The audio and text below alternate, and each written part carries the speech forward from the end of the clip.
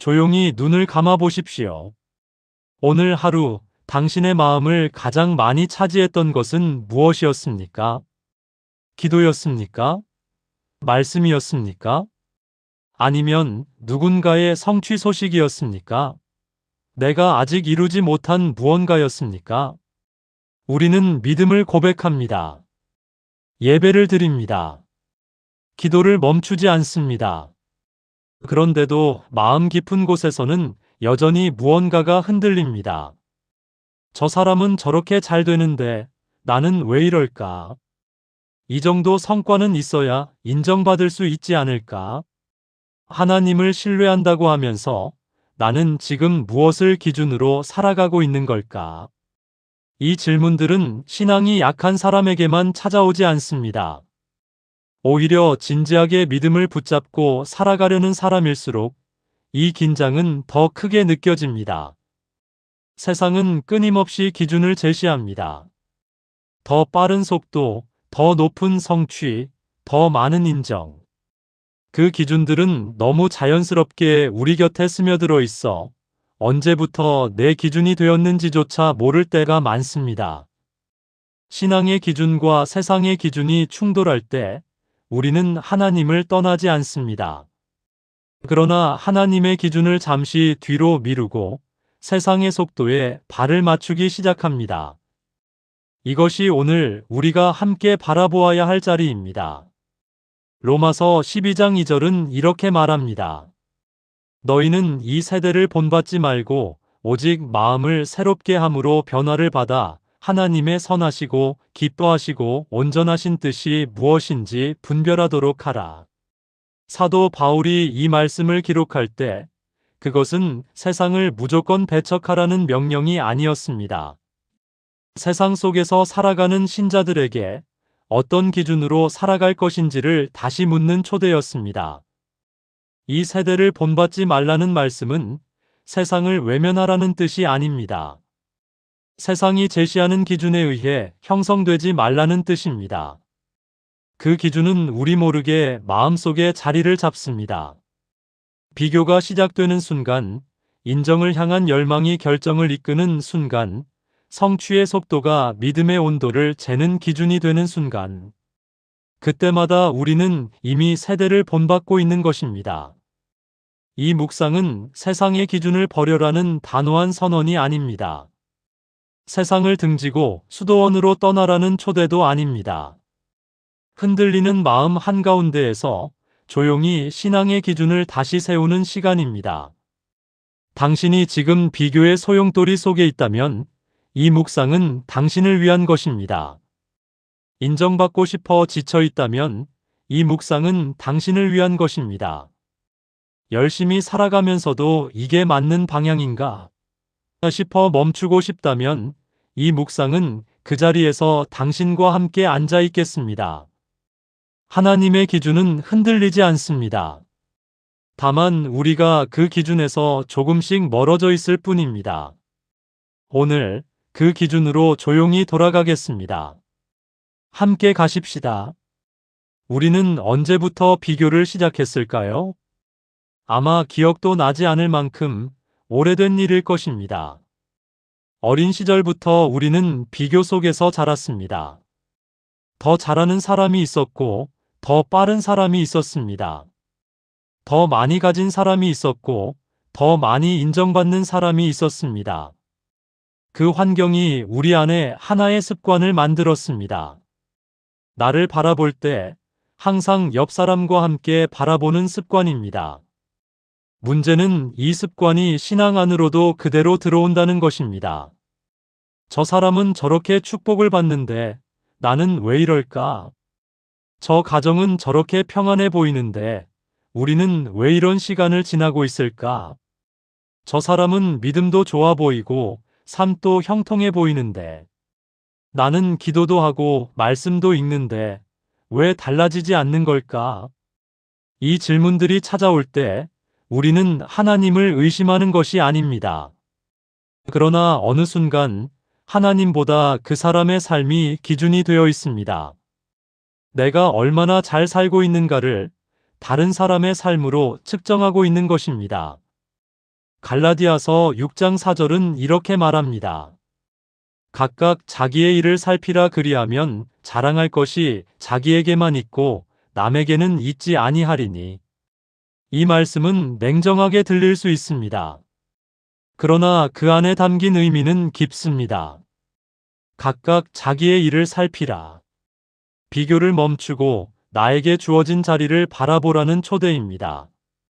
남의 삶을 기준으로 삼을 때 우리는 항상 부족합니다. 누군가는 항상 나보다 더 앞서 있고 더 많이 가지고 있습니다. 그러나 하나님은 나에게 그 사람의 삶을 요구하지 않으십니다. 하나님은 나에게 나의 삶을 요구하십니다. 내가 받은 부르심, 내가 선 자리, 내게 주어진 오늘. 그것을 신실하게 살아가는 것이 하나님 앞에서의 기준입니다. 비교가 찾아오는 또 하나의 이유가 있습니다. 우리가 아직 내 정체성을 충분히 붙잡지 못했기 때문입니다. 내가 누구인지, 하나님 앞에서 어떤 존재인지를 깊이 알 때 비교는 힘을 잃기 시작합니다. 비교는 항상 나는 아직 부족하다는 전제 위에서 작동합니다. 그러나 복음은 전혀 다른 전제를 제시합니다. 너는 이미 받아들여진 존재다. 너는 이미 사랑받고 있다. 너는 이미 하나님의 자녀다. 이 진리가 마음 깊이 자리 잡을 때 우리는 비교로부터 조금씩 자유로워질 수 있습니다. 에베소서 2장 10절은 이렇게 선언합니다. 우리는 그가 만드신 바라 그리스도 예수 안에서 선한 일을 위하여 지으심을 받은 자니 이 일은 하나님이 전에 예비하사 우리로 그 가운데서 행하게 하려 하심이니라. 우리는 그가 만드신 바라. 이 한 문장이 비교의 뿌리를 흔듭니다. 나는 우연히 이 자리에 있는 것이 아닙니다. 하나님이 만드셨습니다. 하나님이 예비하셨습니다. 하나님이 이 길을 두셨습니다. 그렇다면 내 삶의 기준은 다른 사람의 성취가 아니라 하나님의 부르심이어야 합니다. 선한 일을 위하여 지으심을 받은 자. 나는 다른 누군가가 되기 위해 지어진 것이 아닙니다. 하나님이 나를 위해 예비하신 그 일을 위해 지어진 것입니다. 비교는 우리에게 이렇게 속삭입니다. 저 사람처럼 되어야 충분하다. 그러나 하나님의 말씀은 이렇게 말합니다. 너는 이미 충분히 지어졌다. 너에게 주어진 그 일을 향해 나아가라. 비교의 시선이 찾아올 때 잠시 멈추십시오. 그리고 조용히 이 질문을 하십시오. 나는 지금 누구의 삶을 기준으로 나를 보고 있는가? 하나님은 나에게 무엇을 예비하셨는가? 그 질문이 비교의 문을 닫고 부르심의 문을 열기 시작합니다. 비교는 자연스럽게 찾아옵니다. 그러나 우리는 그 자연스러움에 머물 필요가 없습니다. 하나님이 주신 정체성 안에서 우리는 다른 선택을 할 수 있습니다. 비교 대신 감사, 경쟁 대신 동행, 남의 기준 대신 부르심. 그 선택이 쌓일 때 우리의 기준은 조금씩 세상에서 하나님께로 옮겨가게 됩니다. 솔직하게 말해봅시다. 우리는 인정받고 싶습니다. 누군가에게 잘하고 있다는 말을 듣고 싶습니다. 내가 하는 일이 의미 있다는 것을 누군가가 알아봐 주기를 바랍니다. 이 마음은 숨겨야 할 것처럼 느껴질 때가 있습니다. 신앙인이라면 오직 하나님의 인정만으로 충분해야 한다고 생각하기 때문입니다. 그래서 인정받고 싶은 마음이 올라올 때 우리는 그것을 억누르거나 죄책감과 함께 바라봅니다. 그런데 한 가지 질문을 드리고 싶습니다. 인정받고 싶은 마음, 그것은 정말 잘못된 것입니까? 하나님은 우리를 관계적 존재로 만드셨습니다. 창세기 2장 18절에서 하나님은 이렇게 말씀하셨습니다. 여호와 하나님이 이르시되 사람이 혼자 사는 것이 좋지 아니하니 내가 그를 위하여 돕는 배필을 지으리라 하시니라. 이 말씀은 단순히 결혼에 관한 말씀이 아닙니다. 인간은 연결을 필요로 하는 존재로 창조되었다는 선언입니다. 우리가 서로에게 의미 있는 존재가 되고 싶어 하는 것, 인정받고 싶어 하는 것, 그것은 하나님이 설계하신 인간의 본성 안에 있습니다. 인정 욕구 자체는 죄가 아닙니다. 문제는 그 욕구가 향하는 방향입니다. 인정 욕구가 하나님을 향할 때와 사람을 향할 때는 전혀 다른 결과를 낳습니다. 사람의 인정을 향할 때 우리는 끊임없이 불안합니다. 사람의 평가는 변하기 때문입니다. 오늘 칭찬받았던 것이 내일 비판받을 수 있습니다. 한 사람에게 인정받아도 다른 사람에게는 외면받을 수 있습니다. 그래서 사람의 인정을 기준으로 삼는 삶은 항상 불안정합니다. 항상 더 많은 인정을 요구하게 됩니다. 채워질 것 같지만 결코 완전히 채워지지 않는 그릇처럼 됩니다. 요한복음 12장 43절은 이 현실을 날카롭게 짚어냅니다. 그들은 사람의 영광을 하나님의 영광보다 더 사랑하였더라. 이 말씀은 당시 유대 지도자들에 대한 묘사입니다. 그들은 예수님을 믿었지만 드러내지 못했습니다. 사람들의 시선이 두려웠기 때문입니다. 회당에서 쫓겨날까봐, 인정을 잃을까봐. 그들은 하나님의 영광보다 사람의 영광을 택했습니다. 이 장면은 2000년 전 이야기가 아닙니다. 오늘 우리의 이야기이기도 합니다. SNS에서 반응이 없을 때 느끼는 불안, 내 수고를 아무도 알아주지 않을 때 찾아오는 허탈함, 열심히 했는데 인정받지 못할 때 올라오는 서운함. 그 감정들 아래에는 공통된 질문이 있습니다. 나는 충분한 존재인가? 그 질문에 하나님은 이미 대답하셨습니다. 로마서 8장 38절과 39절은 이렇게 말합니다. 내가 확신하노니 사망이나 생명이나 천사들이나 권세자들이나 현재일이나 장래일이나 능력이나 높음이나 깊음이나 다른 어떤 피조물이라도 우리를 우리 주 그리스도 예수 안에 있는 하나님의 사랑에서 끊을 수 없으리라. 끊을 수 없으리라. 이 선언 앞에 서면 인정 욕구의 방향이 바뀌기 시작합니다. 나는 이미 하나님 안에서 받아들여진 존재입니다. 내 성취로 얻어낸 것이 아닙니다. 내 능력이 증명해낸 것이 아닙니다. 그리스도 예수 안에서 이미 그렇게 되어 있습니다. 이것이 복음의 출발점입니다. 그렇다면 인정 욕구를 억누르는 것이 답일까요? 아닙니다. 그 욕구를 올바른 방향으로 돌리는 것이 답입니다. 사람의 인정이 아니라 하나님의 인정을 향해 잘하였도다 착하고 충성된 종아. 마태복음 25장 21절의 이 말씀이 우리 삶의 궁극적인 인정이 되게 하는 것.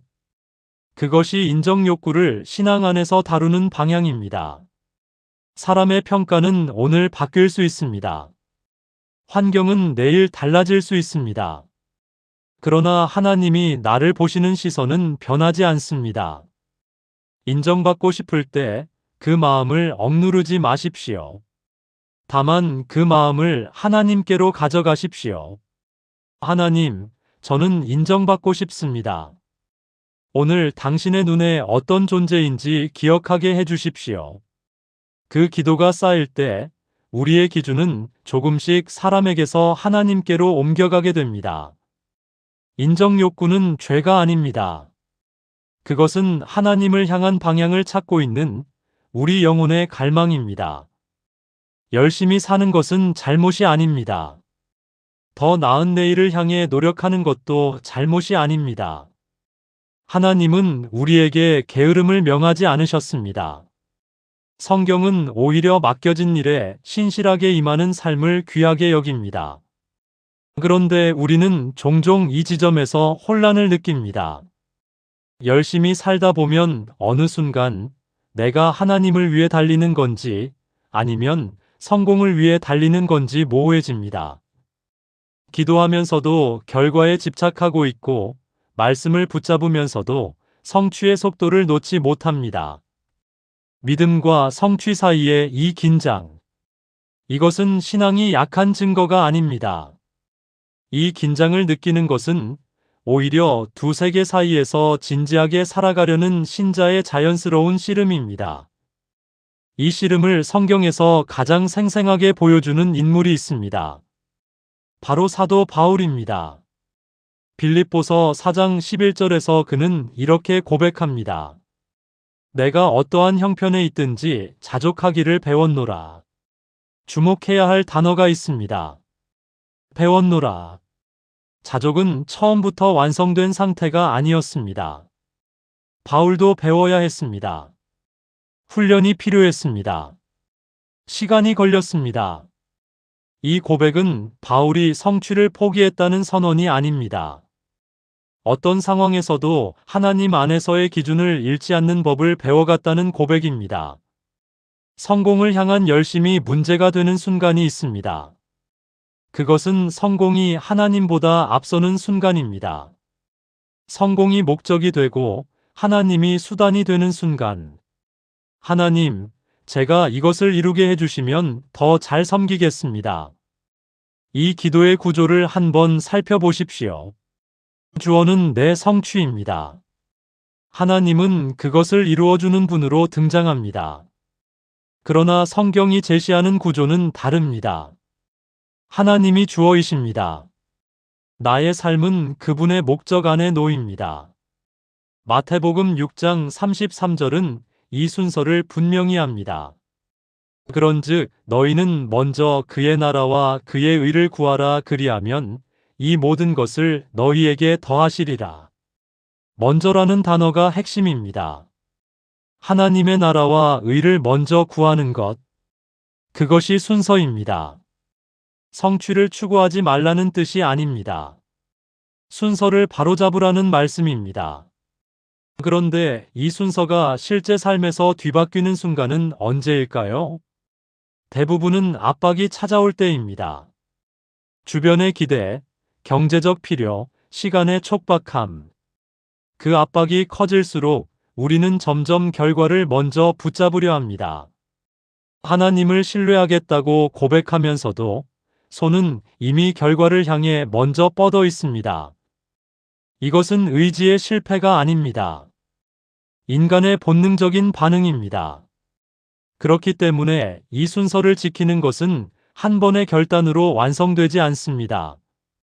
매일 매 순간 다시 선택해야 합니다. 잠언 16장 3절은 이 반복적인 선택의 자리를 향해 말합니다. 너의 행사를 여호와께 맡기라 그리하면 내가 경영하는 것이 이루어지리라.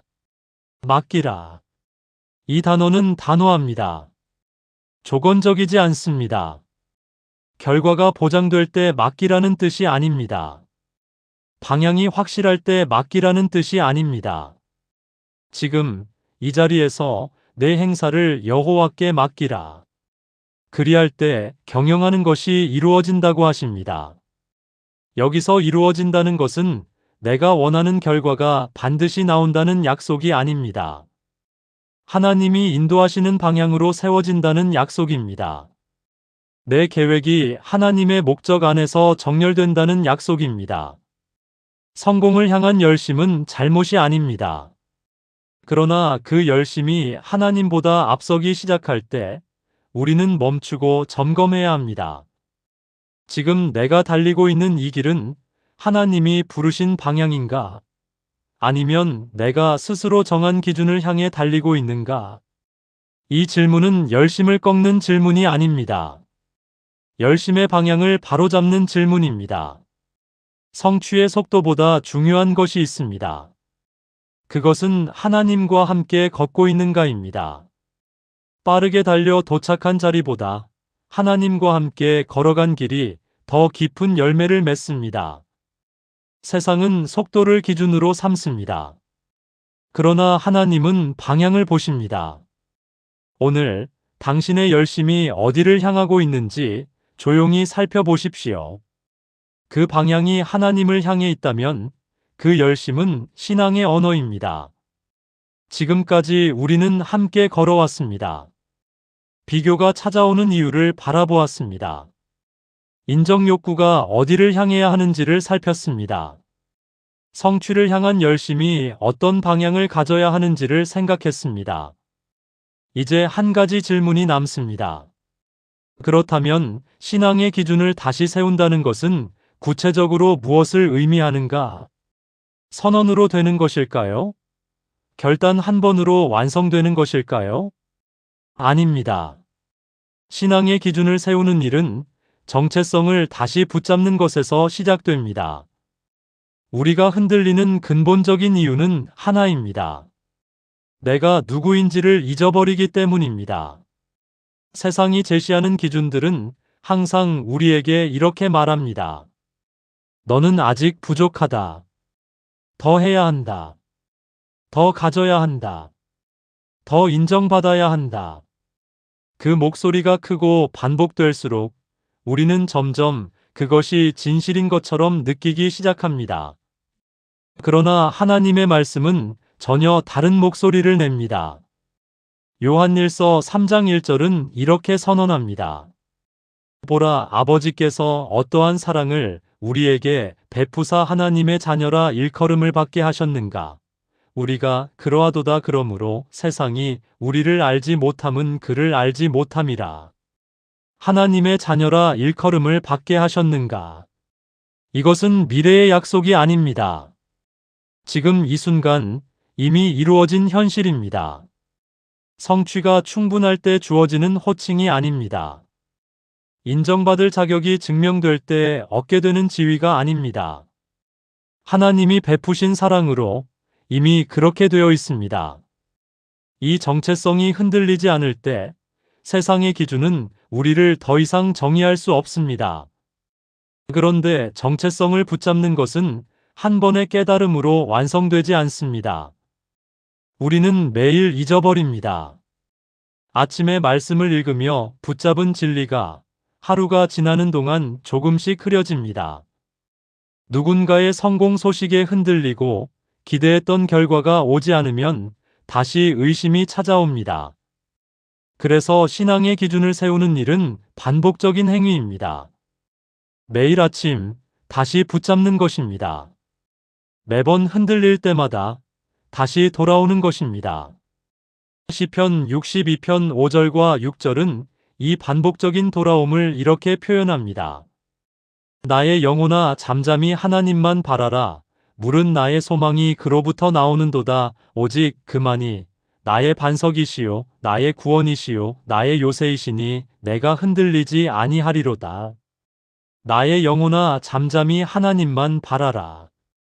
이 말씀은 시편 기자가 남에게 하는 말이 아닙니다. 자기 자신의 영혼에게 하는 말입니다.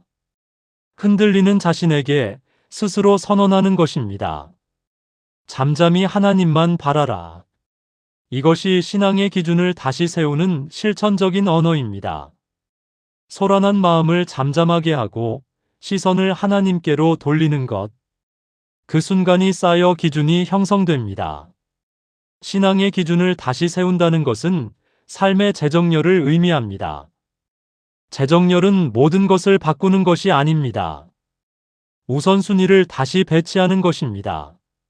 무엇이 먼저이고 무엇이 나중인지를 다시 확인하는 것입니다. 지금 내 삶에서 가장 많은 에너지를 차지하는 것이 무엇인지, 무엇이 내 결정을 이끌고 있는지, 무엇을 잃을까봐 두려워하는지.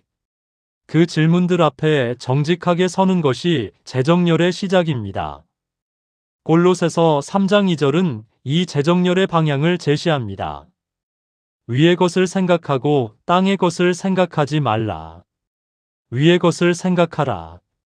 이것은 현실을 외면하라는 뜻이 아닙니다. 땅의 것들이 우리 마음의 중심을 차지하지 않도록 하라는 뜻입니다. 성취, 인정, 비교. 이것들은 땅의 것들입니다. 그것들이 우리를 이끌 때 우리는 세상의 기준 위에 서게 됩니다. 그러나 위의 것을 생각할 때 우리는 하나님의 기준 위에 서게 됩니다. 그 기준은 흔들리지 않습니다. 신앙의 기준을 다시 세우는 것은 거창한 일이 아닙니다. 오늘 하루 한 번 더 말씀 앞에 앉는 것입니다. 흔들리는 마음을 들고 기도 자리로 가는 것입니다. 비교의 시선이 찾아올 때 나는 하나님의 자녀다라고 조용히 선언하는 것입니다. 그 작은 선택들이 모여 기준이 됩니다. 세상의 목소리보다 하나님의 말씀이 더 크게 들리는 삶. 그 삶은 단번에 완성되지 않습니다. 그러나 오늘 이 자리에서 다시 시작할 수 있습니다. 당신은 이미 그 자리에 와 있습니다. 이 묵상을 듣고 있다는 것 자체가 기준을 다시 세우려는 마음의 표현입니다. 하나님은 그 마음을 보고 계십니다. 우리는 지금까지 많은 것을 함께 바라보았습니다. 비교의 뿌리를 들여다보았습니다. 인정 욕구가 향해야 할 방향을 살폈습니다. 성취를 향한 열심이 어떻게 신앙과 함께 설 수 있는지를 생각했습니다. 그리고 정체성에서 시작하는 삶의 재정렬을 이야기했습니다. 이제 마지막 자리에 서 있습니다. 기준이 바뀐 삶은 어떤 모습일까요? 세상의 기준 대신 신앙의 기준 위에 선 사람의 하루는 어떻게 달라질까요? 한 가지 분명히 말씀드리고 싶습니다. 기준이 바뀐다고 해서 삶이 갑자기 쉬워지지는 않습니다. 여전히 비교의 시선은 찾아옵니다. 여전히 인정받고 싶은 마음은 올라옵니다. 여전히 성취의 압박은 우리 곁에 있습니다. 세상이 바뀌는 것이 아니기 때문입니다. 그러나 기준이 바뀌면 그것들을 대하는 방식이 달라집니다. 흔들리되 무너지지 않게 됩니다. 이사야 26장 3절은 이 자리를 이렇게 표현합니다.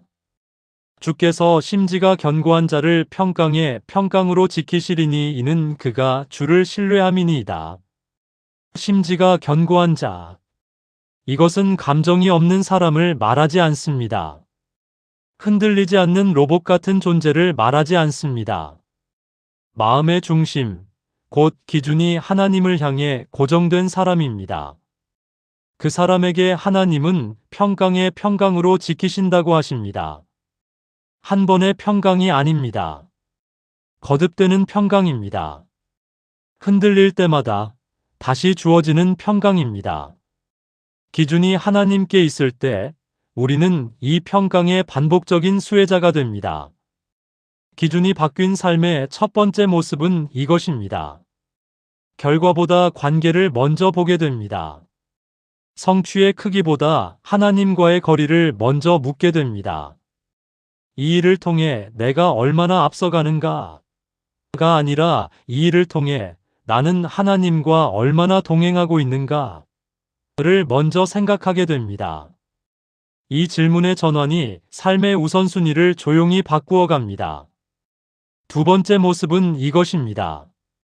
타인의 성공이 위협으로 느껴지지 않게 됩니다.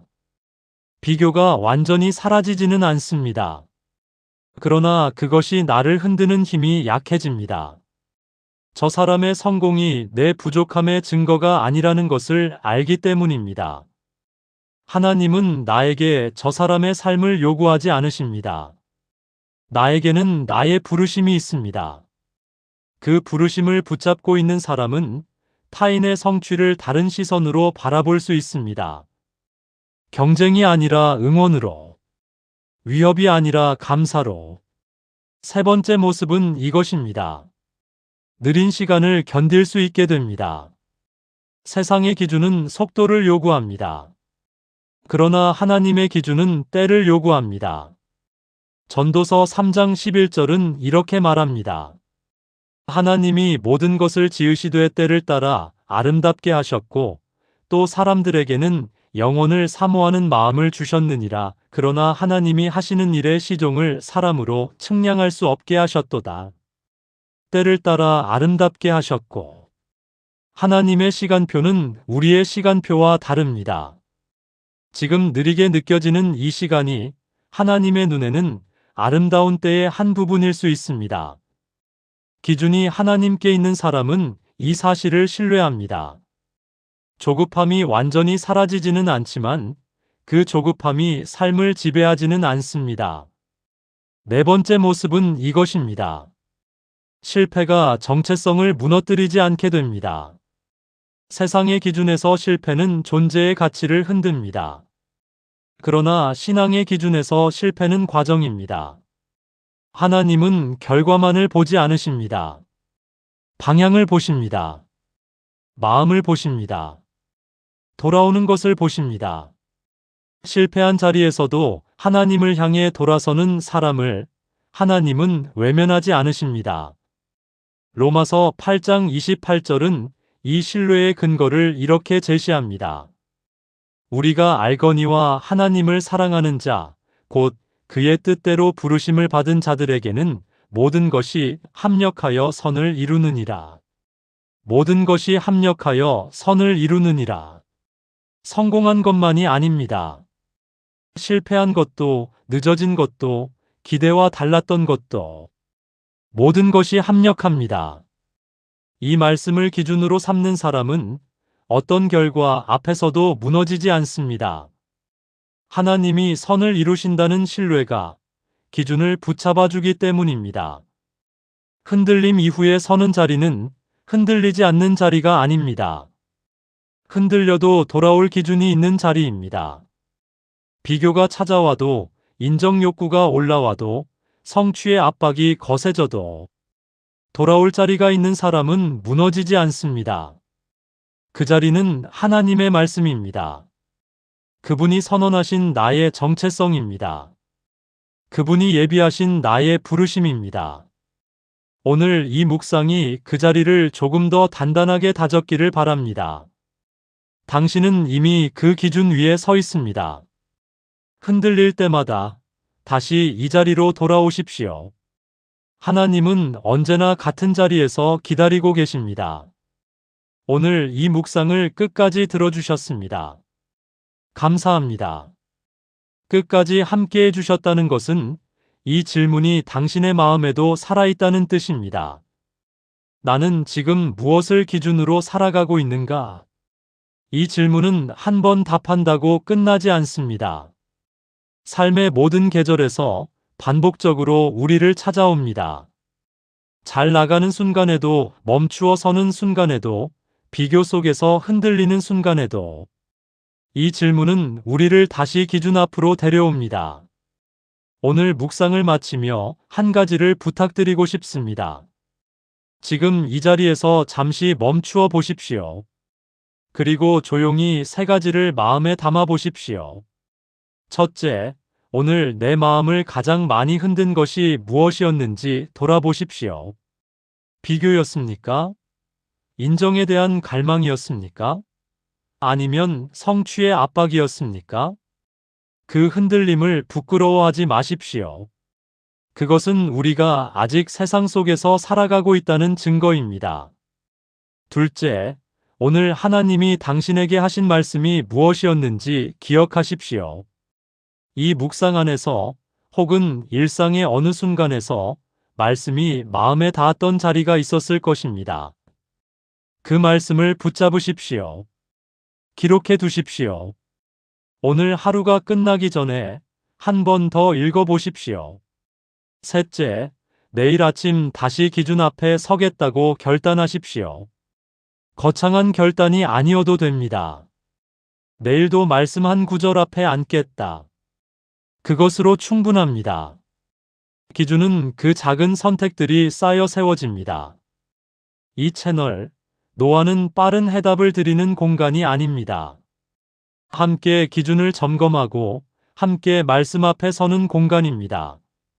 삶이 잘 풀릴 때도 막막할 때도 조용히 틀어두고 신앙의 방향을 다시 잡는 공간이 되기를 바랍니다.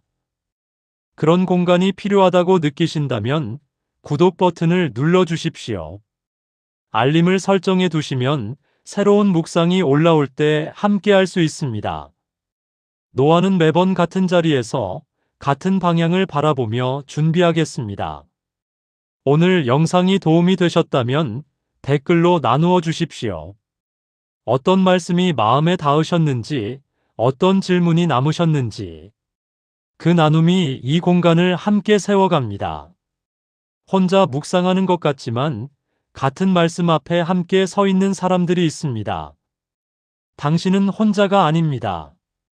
마지막으로 오늘 이 말씀을 함께 붙잡고 가십시다.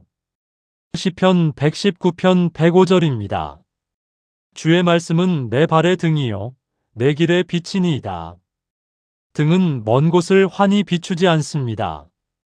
지금 내 발 앞 한 걸음을 비춥니다.